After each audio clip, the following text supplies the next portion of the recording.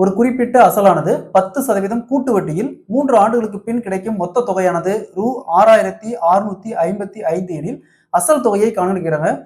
கூட்டு வட்டியில அதாவது காம்பவுண்டர்ஸ்ல இந்த மாடல் சம் கேட்டாங்களா, அதாவது வட்டி ஆண்டு மொத்த தொகை கொடுத்துட்டு அசல் கேட்டாங்களா, இதுக்கு மொத்த தொகை எவ்வளவு சொல்லியிருக்காங்க 6655 இன்ட்டு 100 வகுத்தல் எத்தனை சதவீதம் சொல்லியிருக்காங்க 10%. எப்பவுமே பேசிக்கா 100% வச்சுக்கணும். அது கூட அந்த 10 ஆட் பண்ணிக்கணும். இங்க எத்தனை சதவீதம் வட்டி சொல்றாங்களோ அதை ஆட் பண்ணிக்கணும்.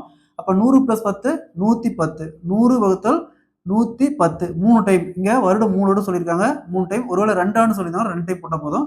100 வகுத்தல் 110 இன்ட்டு 100 வகுத்தல் 110. ஸோ இங்க ஒரு 3 ஜீரோக்கு இங்க ஒரு 3 ஜீரோ அப்படியே கேன்சல் பண்ணிடலாம். நெக்ஸ்ட் இங்க பாருங்க 11 இன்ட்டு 11 இன்ட்டு 11 1331.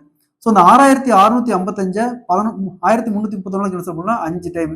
ஸோ 5 இங்க ஒரு 3 ஜீரோ இருக்குது. இப்போ அசல் பார்த்தோம்னா 5000 ரூபாய்.